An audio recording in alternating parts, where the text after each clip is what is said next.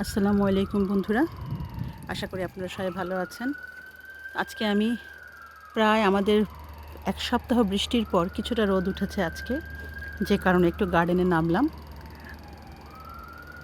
গার্ডেনের ফুল গাছগুলো ঠিকঠাক আছে, সমস্যা শুধু সবজি বাগান নিয়ে। তো আজকে বেশ কিছু শাক তুললাম গার্ডেন থেকে। এখানে দেখুন, এখানে বেশ কিছু, যেটাকে আমরা বতুয়ার শাক বলি, এই হচ্ছে সেই বতুয়ার শাক।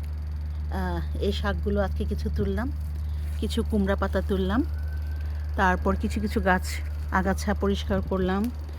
আর এই হচ্ছে আমার একটা মিষ্টি হলুদ গোলাপ। এখানে আছে, এখানে বেশ কিছু পালং শাক, এগুলো অনেক বছরের পুরনো, প্রায় 5 বছরের পুরনো পালং। তো এগুলো আমি বেশ পুরোটাই কেটে দিয়েছি, কিছু কিছু শাক আজকে তুলেছি। আর নতুন কিছু বিচি ফেলেছি সেখান থেকে, যে দেখুন ছোট ছোট এই যে গাছগুলো হচ্ছে পালংয়ের বীজ।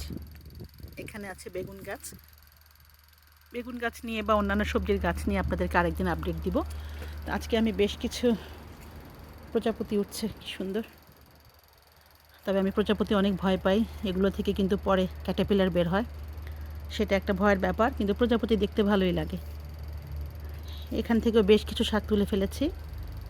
তারপর এইখানে আছে কিছু ডাঁটার শাক, এত কচি নরম কিছু ডাঁটার শাক প্রচুর তুলেছে। প্রজাপতি তুমি চলে যাও, তোমাকে আমি ভয় পাই।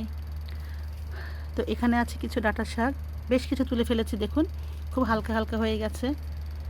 এইখানে ডাঁটার শাকগুলো তুলে রেখেছি, বেশ কিছু শাক তুললাম আজকে।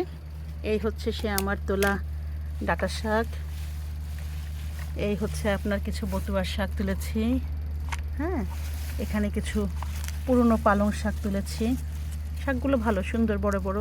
এখানে কিছু কোরজেটের পাতা তুলেছি, আরও তুলব। তুলে চিন্তাভাবনা করছি কিভাবে রান্না করব। ডাঁটার শাকগুলো ভীষণ নরম, খুব সুন্দর, ইচ্ছা আছে একটু চিংড়ি দিয়ে করব। আর বাকিগুলোকে পাঁচমিশালি করে ফেলবো কিনা বুঝতে পারছি না। আপনাদের যদি কোনো ভালো আইডিয়া থাকে আমাকে জানাবেন, কিভাবে করলে মজা হবে। আমার মাথায় যতটুকু কাজ করছে আমি সেভাবে ভাবছি। আপনাদের কমেন্টে নতুন নতুন আইডিয়া দিয়ে আমাকে সাহায্য করবেন। এই হচ্ছে প্রজাপতি, দেখুন খুব ডিস্টার্ব করছে প্রজাপতি, আমি ভয় পাই জানে, এ কারণে সে আমার পিছন ছাড়ছে না, সে আমার কাছাকাছি আছে।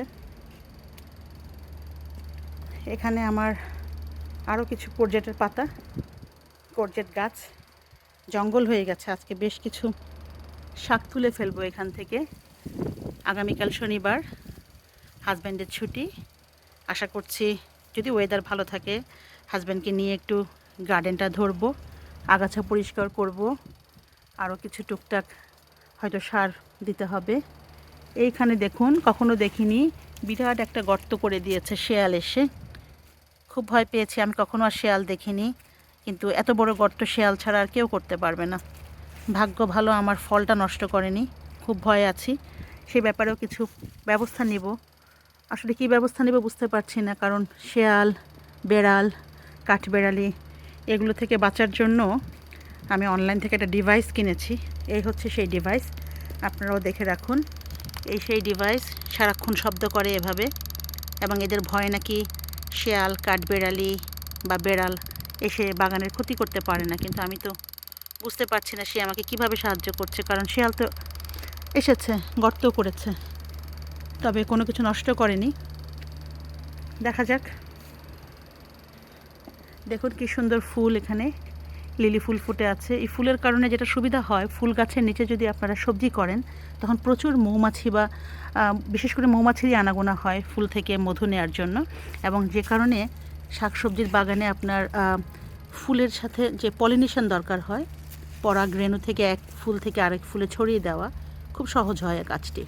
তো এই কারণে আপনারাও চেষ্টা করবেন কোনো ফল বা ফসলের গাছ লাগালে তার পাশে কিছু ফুল গাছ রাখতে, তাতে পলিনেশনের সুবিধা হয়। এখানে দেখুন অনেক কোরজেট আসছে মাশাআল্লাহ। আমি জানি না, আসলে আমি আসতে পারিনি, এর মধ্যে বৃষ্টি, প্রচণ্ড বৃষ্টি ছিল, যে কারণে ওই প্রচুর বৃষ্টিপাতের কারণে আসলে বাগানে এসে তদারক করা সম্ভব হয়নি কি হচ্ছে না হচ্ছে। এখানে একটা মরিচ গাছ, আসলে আজকে এগুলো নিয়ে ভিডিও করার ইচ্ছা ছিল না, ভাবছি আপনাদেরকে আরেকদিন এগুলো দিয়ে দেখাবো।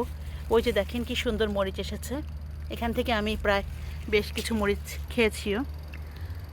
তো ঠিক আছে বন্ধুরা, আজকে এখান থেকে আরও কিছু কোরজেট এবং কুমড়া পাতা তুলব, রান্নাবান্না করব।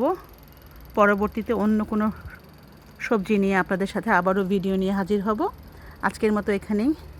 সবাই ভালো থাকুন, সুস্থ থাকুন, সবুজের সঙ্গে থাকুন, বাগান করুন। আল্লাহ হাফেজ।